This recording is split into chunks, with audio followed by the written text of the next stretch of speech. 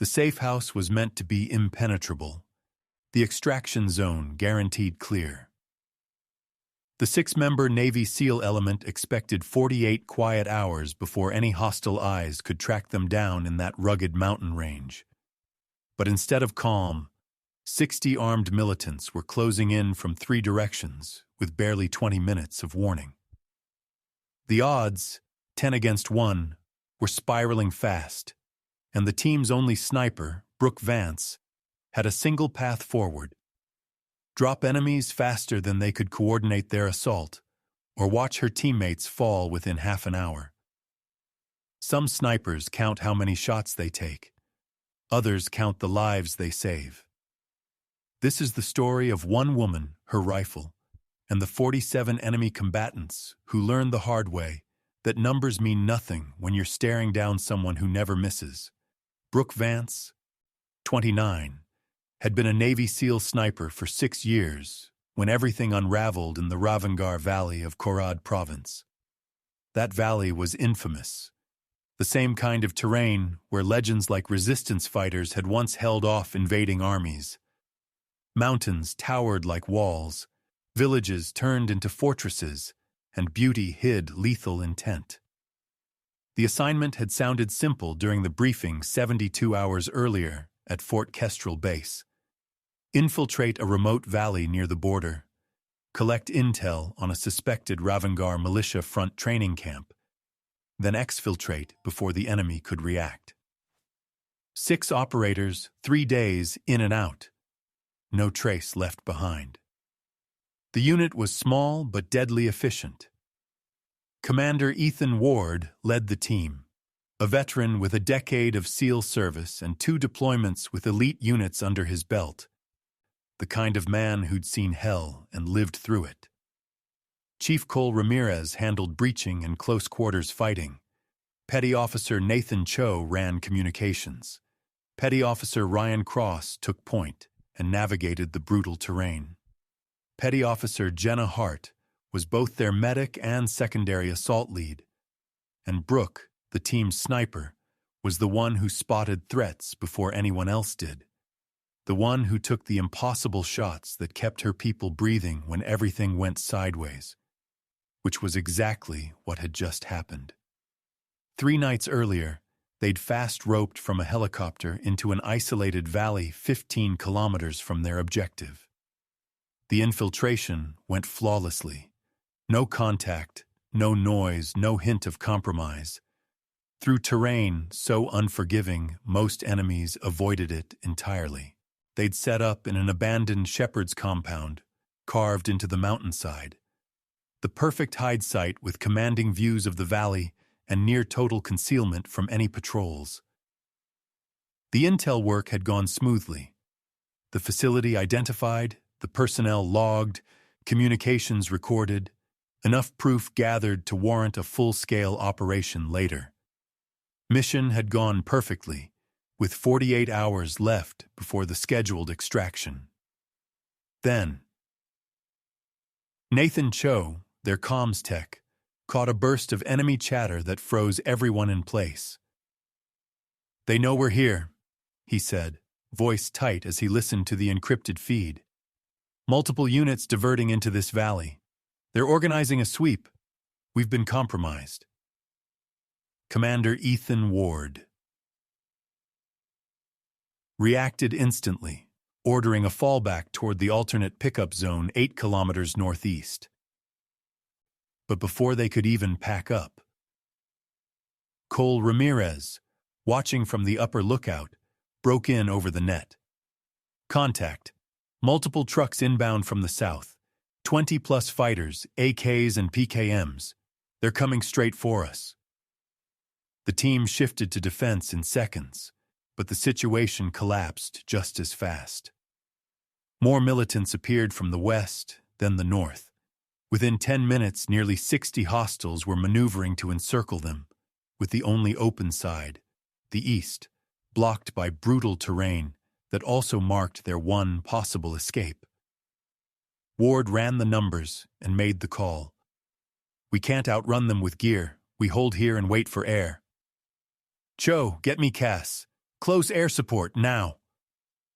Minimum 40 minutes, Cho answered. Apaches are tied up on another op. We're alone until they're free. 40 minutes against 60 armed men who already knew their exact position. The compound offered cover but little flexibility. Stone walls stopped bullets yet trapped movement, and the high perch. Ramirez, 1-2, had used for watch gave perfect visibility but exposed anyone up there to crossfire. The main structure's narrow entries made it easy to defend but nearly impossible to exit under fire. Brooke Vance climbed to the high post, locking in her Mk-13 Mod 7 sniper rifle chambered in 300 Win Mag with a Schmidt and Bender scope, plotting fields of fire across every likely route. From that perch, she commanded nearly 270 degrees of terrain, distances from 200 to 800 meters depending on direction. They'd strengthened the main compound, everyone taking positions to plug the gaps Brooke couldn't watch, and to stop any assault that slipped past her fields of fire. They had ammo for a long fight. Not forever. A handful of frag grenades and a single claymore. They could talk to higher command, but they couldn't make support arrive any faster. What they did have was Brooke Vance, a sniper, 120 rounds of match grade, and 6 years of ruining bad plans under the worst possible conditions. Tango units organizing at the tree line, 600 meters south, Brooke reported into the team net with the same calm voice she'd used 100 times.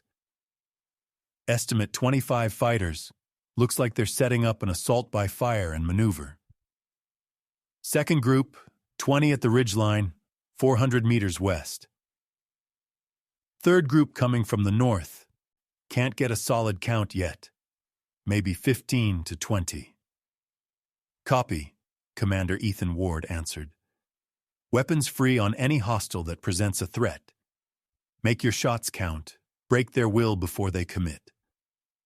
From her high perch, Brooke had a sweeping view of how the battle was forming. The southern element was biggest and most organized, dismounting vehicles and arranging a base of fire with maneuver teams behind it. The western band crept through rough ground, but closed the distance. The northern group still distant, but moving in steadily. Engaging southern group, Brooke transmitted, starting on the leadership elements she could spot. Through the scope, the world tightened to magnified detail. 600 meters out, the fighters were visible. A mix of militia garb and civilian clothes, AK-47s and PKMs, some with RPGs slung on their backs. She watched leaders point and set up men for an assault. Her breathing slowed into the cadence drilled into her by endless hours of training and combat, until her pulse felt like a metronome. Everything outside the reticle fell away. This was the sniper's space. No hurry, no panic. Only the practiced mechanics of aiming and firing. A man who seemed to be directing the southern push stood half obscured behind a tree, enough torso exposed for a shot. Brooke dialed for 600 meters, factored the slight left-to-right wind and the upward angle, settled the crosshairs on center mass, exhaled halfway, squeezed in a single, perfectly even motion, and the rifle kicked once against her shoulder. Through her scope, Brooke saw the man drop instantly, the round hitting clean, the fighters nearby scattered in confusion, searching for a sniper they couldn't see or hear from 600 meters out through the whisper of a suppressed rifle. "Target down," she reported, voice steady as she shifted to her next threat.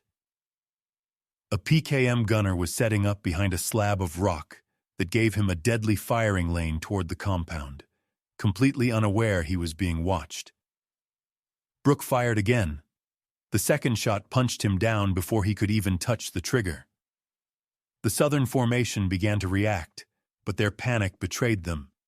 They ducked for cover, yelling directions, facing the wrong way.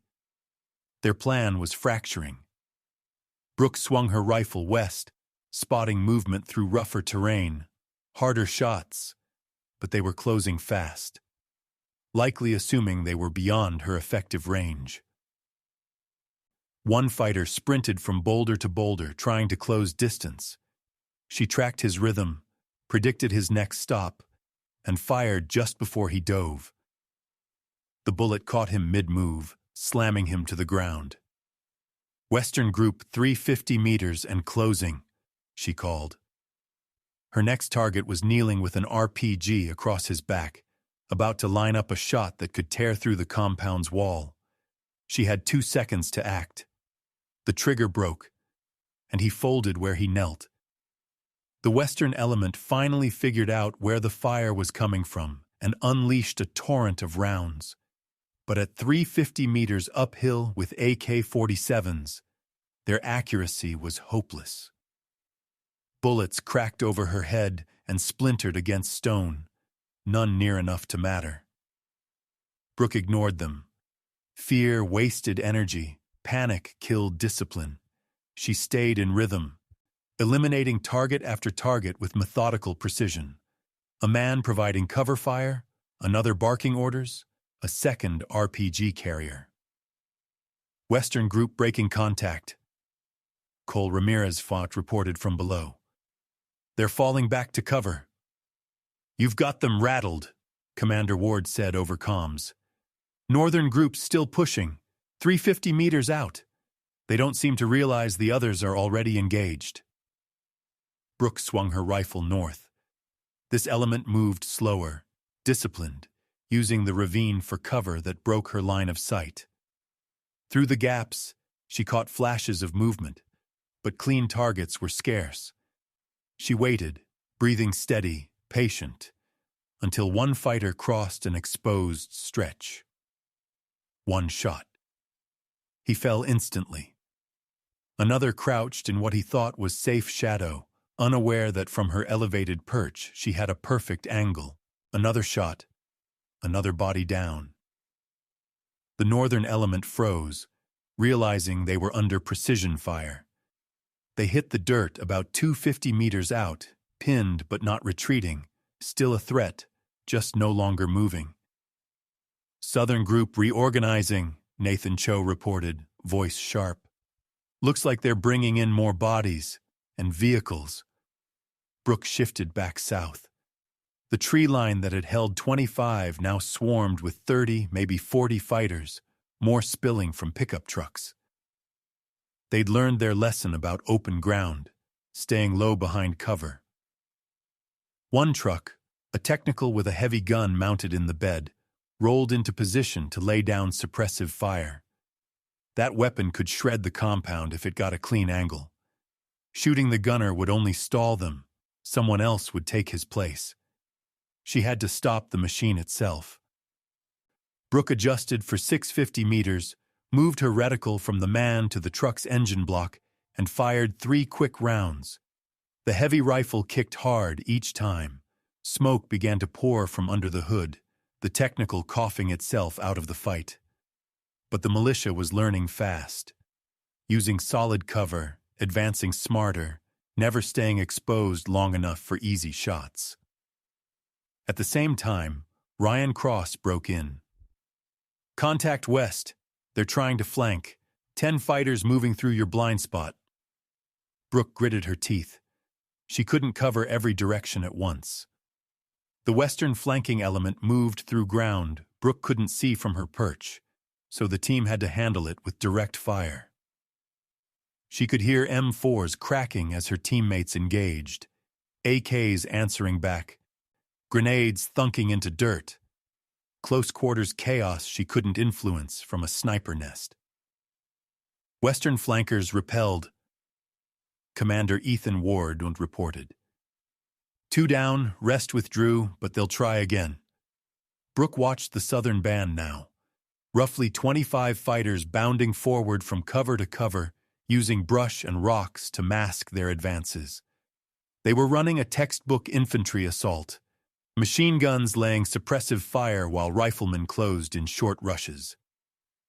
Brooke raised her tempo, picking off a man sprinting between boulders by leading his movement and firing him down mid-stride. When a shooter exposed himself behind a tree to provide cover, she waited and cut him out. She even took a leader directing the attack, despite a difficult angle. Her cadence tightened to a shot every 4 to 6 seconds. Rapid for a precision shooter, but necessary for the moment. Each engagement still demanded range, wind, holdover, and perfect trigger control. Each successful hit or close miss forced fighters to scramble for better cover. The Southern assault stalled, having advanced maybe 50 meters before casualties forced them prone. But the pause felt temporary. Brooke could see them regrouping and bringing up more fighters, likely planning to mass overwhelming force regardless of losses. Northern group pushing again. Cole Ramirez Ponte was warned. They're working the ravine. I can barely see them. Brooke swung north. The ravine approach was tactically smart. Excellent concealment that funneled attackers into a predictable exit and let them close to about 200 meters before exposing themselves for a final run. Got the ravine exit covered, Brooke transmitted. If they come out, I can engage. KS still 20 minutes out. Nathan Cho replied, frustration audible. They were pushing as fast as the terrain allowed, but 20 minutes was a long time against a force that kept swelling and sharpening its tactics. The perimeter had held so far thanks to Brooke's long-range fire and the compound's direct defense, but ammo was finite while enemy reinforcements seemed endless. Fighters began spilling out of the ravine in 3s and 4s, sprinting toward the compound to overwhelm Brooke's ability to engage every group. She picked them off methodically, first man down, second down, third scrambling for cover, fourth back into the ravine, each wave meeting the same fate until survivors retreated. They're probing us. Commander Ethan Ward said over the net. The real push was coming. The enemy commander was playing it smart, burning small probes to map defenses while holding his main force for a coordinated strike. Brooke watched more pickups and fighters arrive at the tree line and ridge line and reported, South, west, and north are being reinforced. I'm estimating 70 plus, maybe more I can't see. Ammo was becoming a real problem. She'd started with 120 rounds, used about 35 with roughly 30 confirmed hits and 5 near misses that still suppressed. About 85 rounds left for whatever came next. Dusk was closing fast, complicating identification. Even though her scope had an illuminated reticle, the enemy would almost certainly wait for darkness to launch the main assault. Be advised, Commander, likely waiting for dark, Brooke transmitted. Once muzzle flash is obscured and ID gets harder, they'll push. Agreed, Ward replied. Make the next 20 minutes count. When KS arrives, we need target marks ready. The wait stretched. Brooke kept watch as machine guns were emplaced, assault elements organized, and leaders moved to coordinate the attack. She engaged opportunistic targets when they exposed themselves, each hit shaving numbers and slowing the enemy's preparation. 10 minutes to Cass.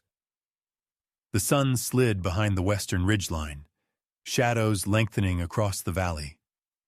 Brooke switched to the red illuminated reticle and reported movement to the south. Final assault preparations underway.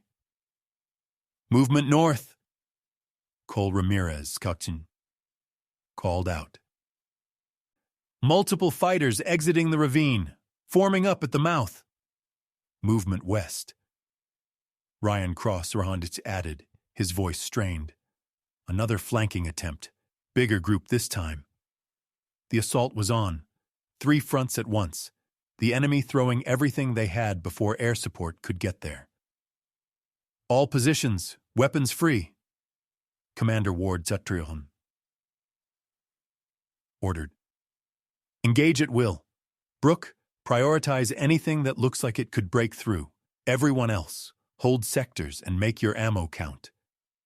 The southern wave struck first. 25 fighters surging forward under heavy machine gun fire from the tree line. Brooke turned her scope toward the guns, firing to suppress the positions so her team could focus on the advancing riflemen. Her shots forced the gunners down, their bursts breaking apart as rounds skipped off bark and dirt. Below, the M4s cracked in rhythmic reply, grenades detonating as the militants closed enough to throw. Inside the compound, every shot was deliberate, every magazine rationed. The northern push came next, 15, maybe 20 fighters charging from the ravine through open ground for the final 200 meters. This was the make or break point. If they reached the walls, the fight would turn to knives and numbers. Brooke shifted all focus north, firing with relentless cadence. 1 round every 3 seconds. Target, range, wind, fire. Over and over, mechanical, flawless. The first fell at 180 meters, the next at 170, another at 160. Bodies dropped faster than they could advance. Survivors hit the dirt at 140, pinned under precise fire, trapped between fear and no cover. Meanwhile, the western flank hammered at the compound's weakest edge. Terrain Brooke couldn't see. Cross, none. And Jenna Hart fought to hold it with grenades and short M4 bursts. West Side's taking pressure.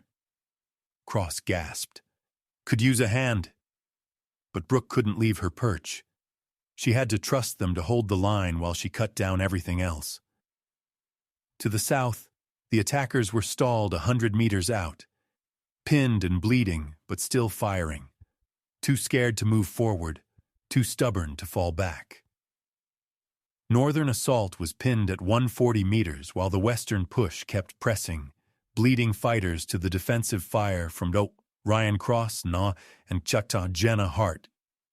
Chaos 2 minutes out, Nathan Cho warned. We'll need immediate target marks. Brooke ran a rapid assessment.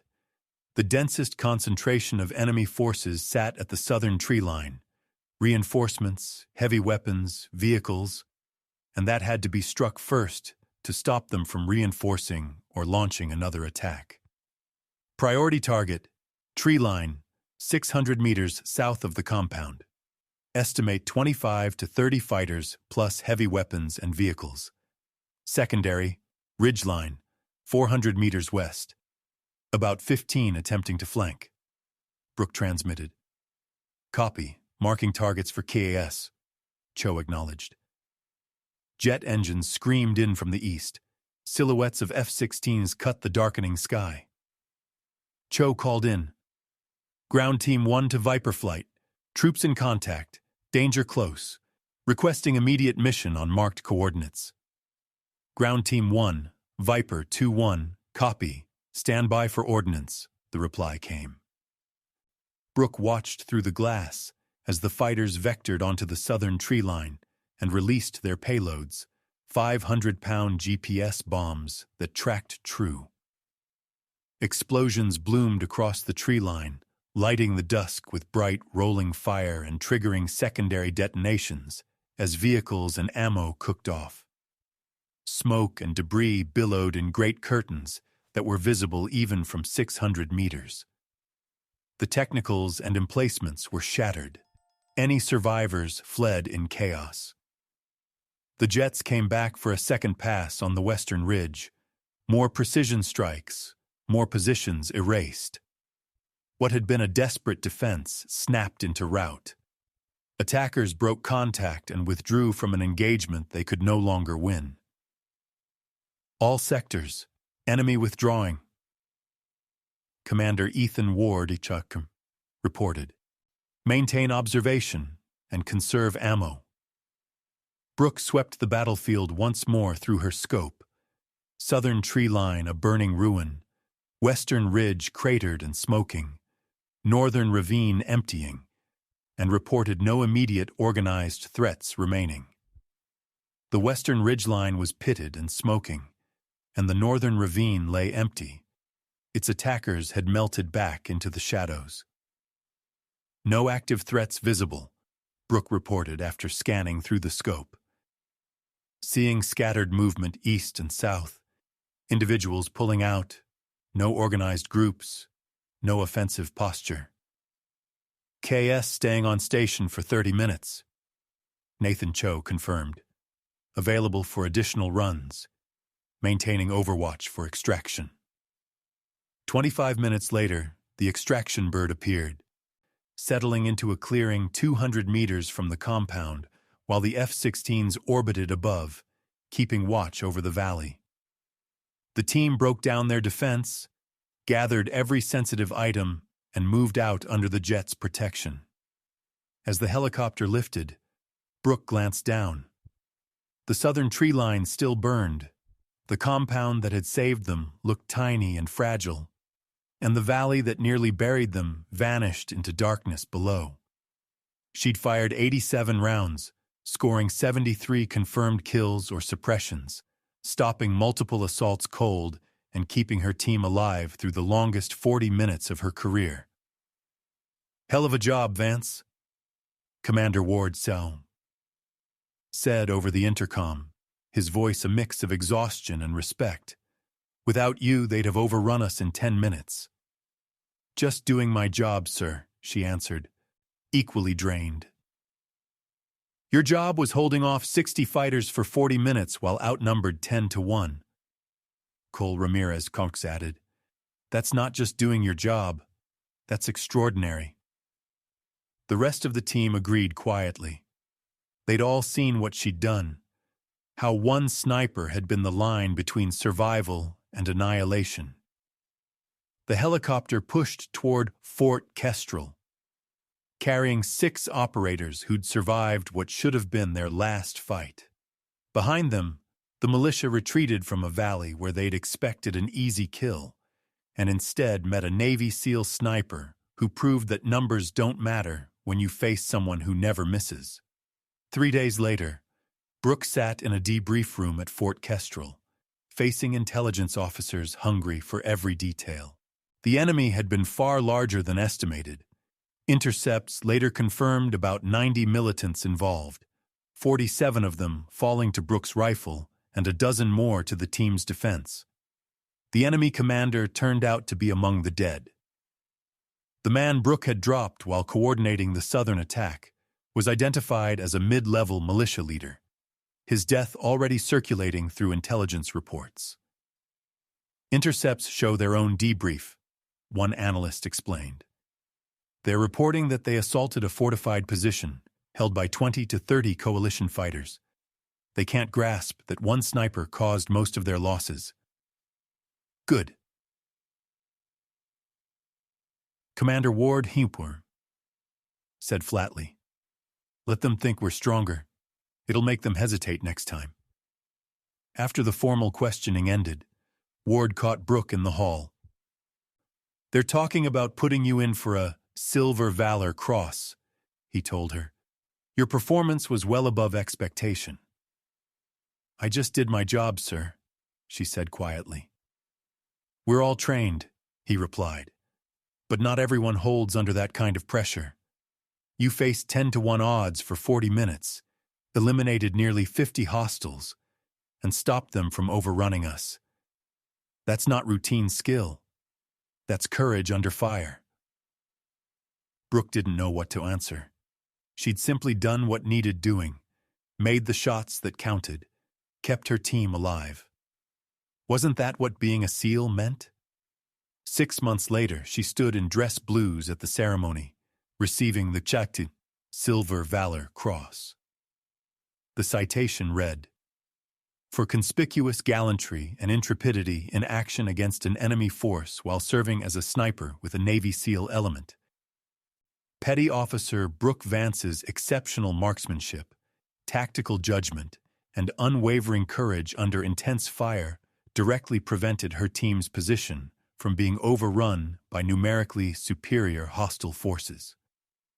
The medal was heavy in her hand, the ceremony precise and respectful, every salute acknowledging not just one battle but the years of training and focus that had led to those 40 decisive minutes.